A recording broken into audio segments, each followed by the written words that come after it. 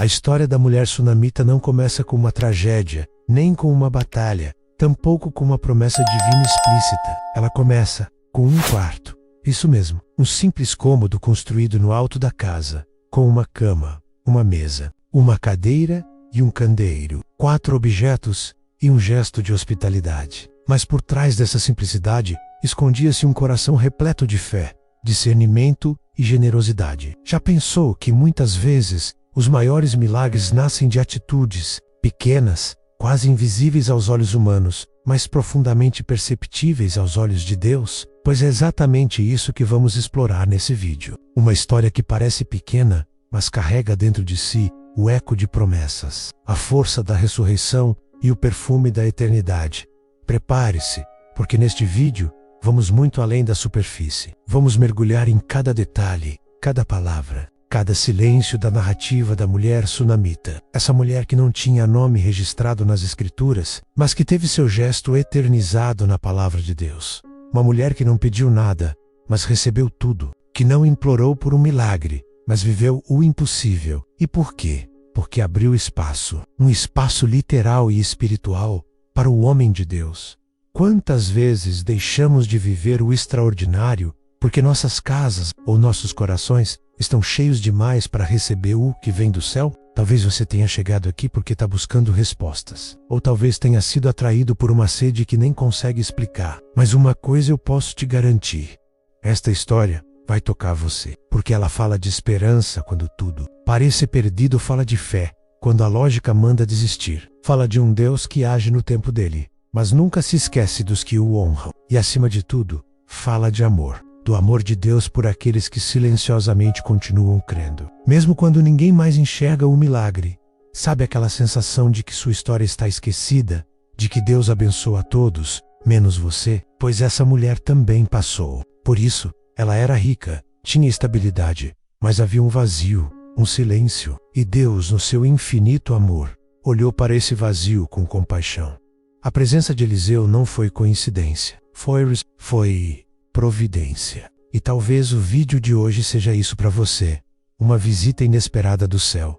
Um chamado para abrir espaço, para preparar o quarto. Porque a promessa sendo liberadas, a vida nova chegando, a salvação em movimento. Cada parte dessa narrativa é uma peça de um quebra-cabeça divino. Vamos construir juntos essa história, passo a passo. E ao final, você vai perceber que a mulher sunamita não é só um personagem da Bíblia. Ela é um espelho, um reflexo. E se você estiver pronto para enxergar a mão de Deus, mesmo nos detalhes mais simples da sua jornada, então escreva nos comentários agora: Senhor, quero preparar meu coração para ti. Esse é o seu sinal. Esse é o seu momento.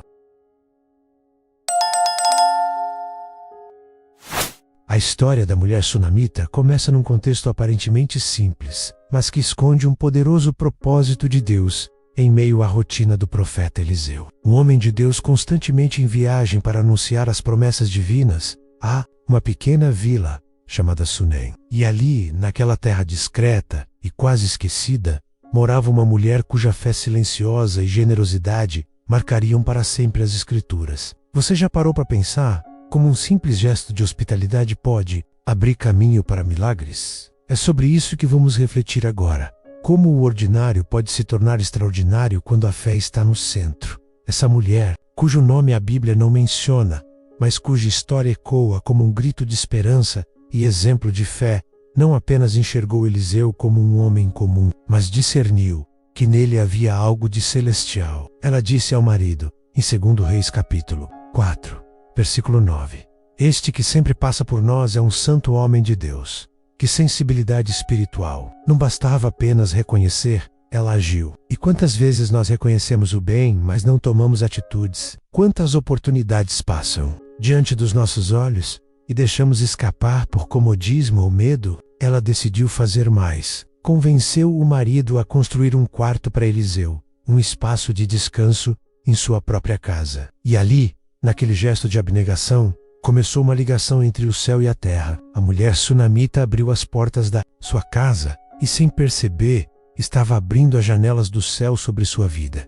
A hospitalidade dela não era vazia, era um reflexo de sua alma. E quantas vezes nosso lar poderia ser um lugar de milagres, se simplesmente fizéssemos dele um abrigo para o Espírito Santo. Eliseu, tocado pelo cuidado daquela mulher, desejou retribuir, mas ela não pediu nada. Era rica, era respeitada, tinha estabilidade, mas havia um vazio. Ela não tinha filhos. E não porque não desejasse, mas porque parecia impossível. Ela não verbalizou sua dor, mas o Espírito Santo revelou a Eliseu o que ela não ousava dizer. E aí está um dos momentos mais intensos dessa história. Quantas vezes estamos em silêncio, mas nosso clamor está gritando dentro de nós. E Deus escuta Eliseu, declara que no ano seguinte ela teria um filho. Parece um sonho distante demais para se tornar real. E ela mesma reage: não, meu Senhor, homem de Deus, não mintas a tua serva.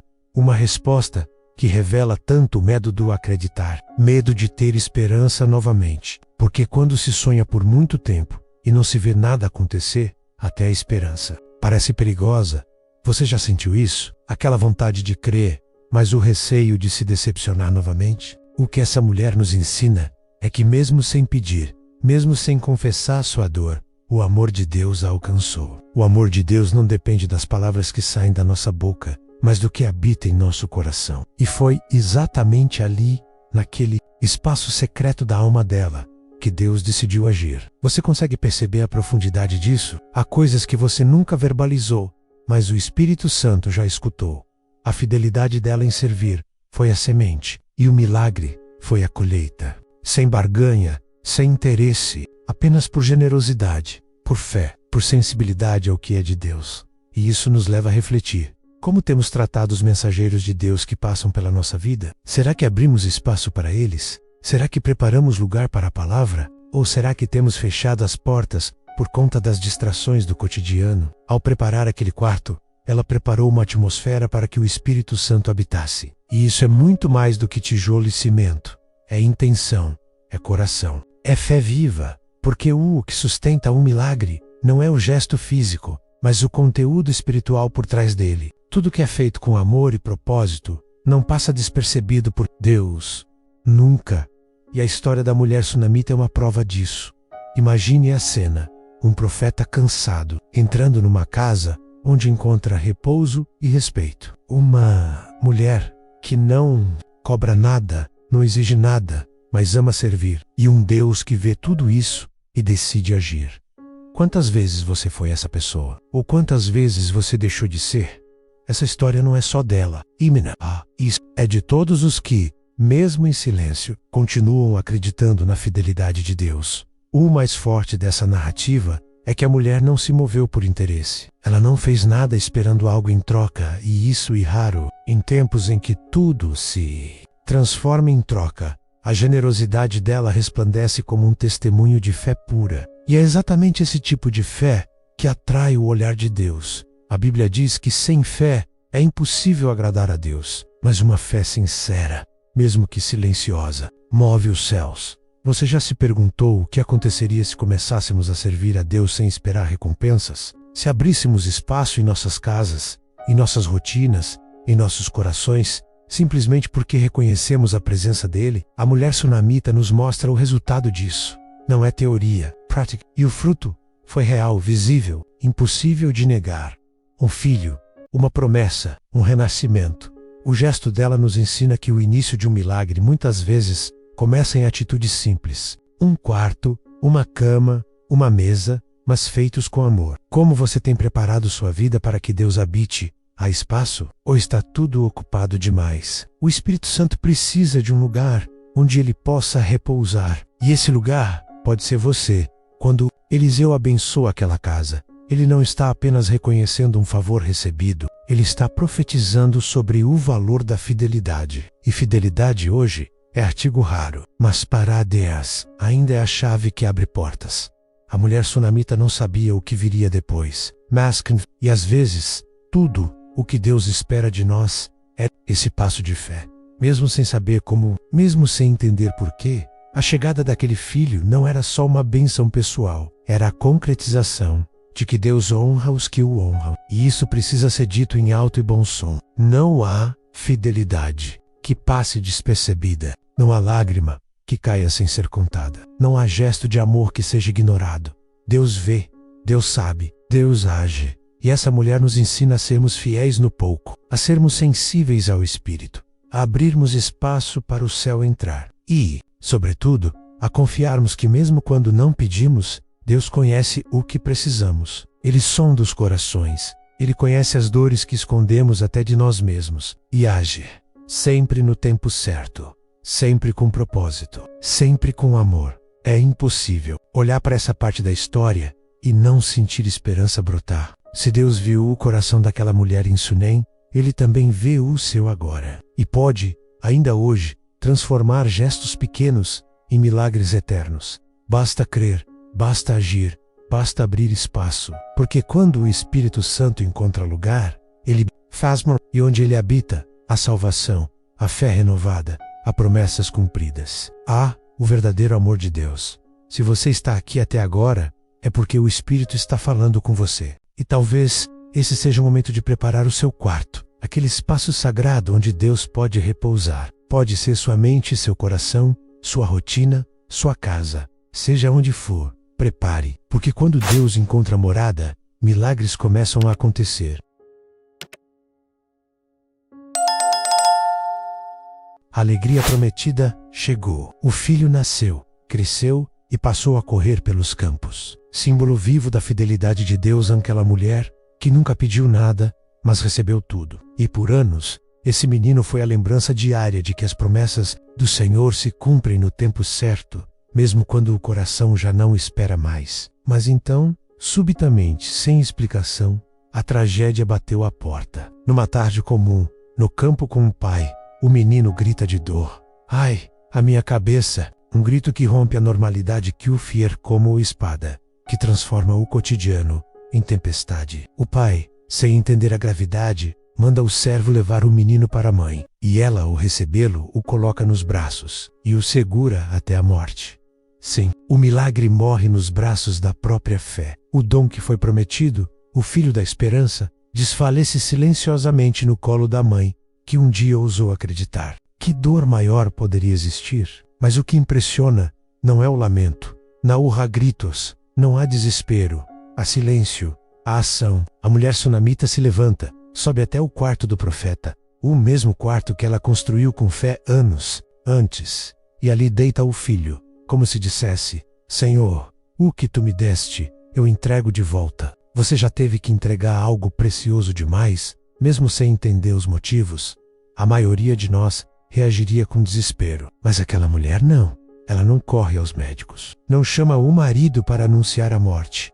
Não prepara o luto e diz ao esposo apenas que precisa ver o homem de Deus. Está tudo bem, ela declara. Como pode uma mulher com um filho morto em casa dizer que tudo está bem? É fé ou loucura? É negação ou confiança? É a certeza inabalável de que quem deu a promessa é poderoso para ressuscitá-la. Mesmo quando tudo parece perdido, é importante notar que a mulher não culpou Deus, não o acusou, não se revoltou. Ela apenas se moveu. Foi atrás de Eliseu. Montou seu jumento, chamou o servo e partiu. Uma viagem que não foi apenas física, mas espiritual. A cada passo ela carregava não só um pedido, mas uma convicção. Se ele prometeu, ele vai cumprir. E se permitiu essa dor, então ele pode revertê-la. Esse tipo de fé não nasce da noite para o dia. Ela é cultivada em silêncio, em entrega, em fidelidade muito antes da dor chegar. Ao avistar Eliseu de longe, ela corre ao encontro dele. E neste momento, o coração dela finalmente se rasga. Pedi eu algum filho ao meu Senhor? Não te disse eu que não me enganasses? Não é uma acusação, mas um grito sufocado de dor, de uma alma que acreditou e está tentando entender. Por que o milagre lhe foi tirado? E quantos de nós já não fizemos a mesma pergunta? Senhor, por que me deste para depois tirar? A fé, mesmo firme, não exclui a dor. Mas a dor, quando entregue nas mãos de Deus, é capaz de se tornar testemunho. Eliseu percebe a gravidade do que está diante dele. Ele envia seu servo Geazi com seu bordão, mas a mulher se recusa a sair dali sem o profeta.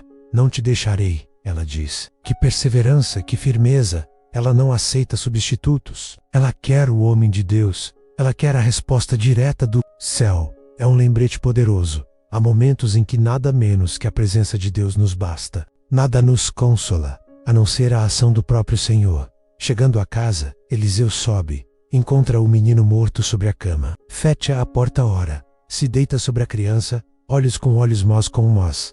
Um gesto simbólico e profético. Profeta transfere vida e o espírito age, e o menino aquece, mas ainda não está vivo. Eliseu levanta, anda pelo quarto, ora de novo, insiste, até que de repente o menino espirra 7 vezes. E abre os olhos. O impossível acontece. A morte cede espaço à vida. O silêncio da dor dá lugar ao grito da ressurreição. O menino vive. A promessa é restaurada. E não porque a mulher exigiu, mas porque ela confiou. Essa parte da história é um divisor de águas. Nos ensina que Deus não apenas nos dá milagres, mas também os sustenta. E se por algum momento Ele permitir que o milagre pareça morto, é porque Ele deseja nos levar a um nível mais profundo de fé, onde não apenas recebemos, mas também intercedemos, lutamos e vencemos em oração. A mulher sunamita desce do monte com o profeta, volta a casa, recebe o filho nos braços, mas agora não é só um menino, é um testemunho vivo, uma prova irrefutável do poder de Deus. E isso muda tudo, porque a mulher que antes apenas discernia o sagrado, agora o experimenta em sua forma mais poderosa. A fé que a levou a preparar um quarto, agora leva a segurar nos braços uma nova vida. E talvez, meu irmão, minha irmã, seja esse o seu momento, de pegar o que pareceu morto.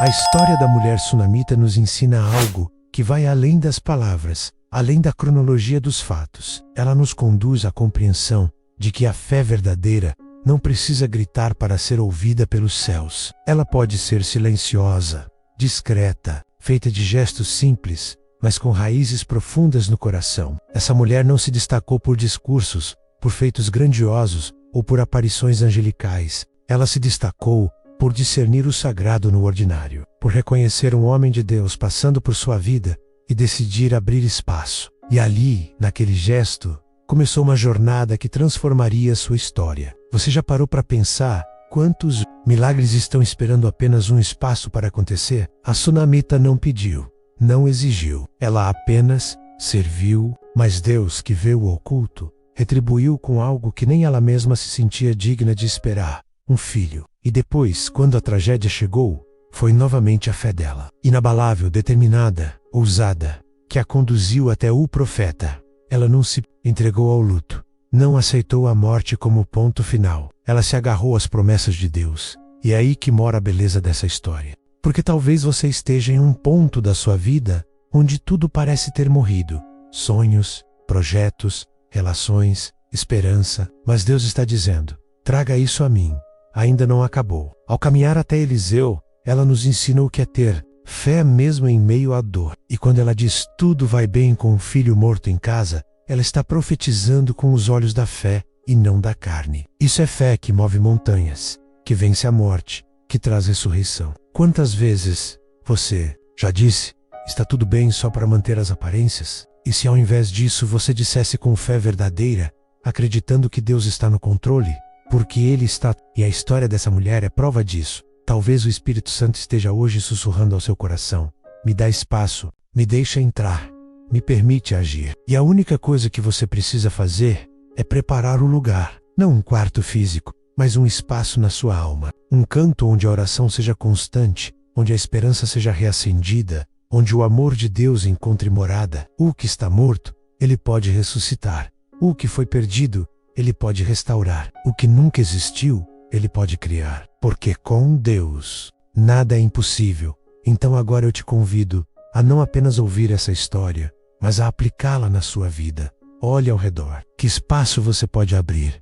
O que você pode oferecer? Qual gesto de fé você pode fazer hoje? E escreva nos comentários: Senhor, eu te dou espaço para agir na minha vida. Essa é sua declaração, sua entrega, seu novo começo. E mais, compartilhe esse vídeo com alguém que esteja vivendo um tempo de silêncio, de vazio ou de luto.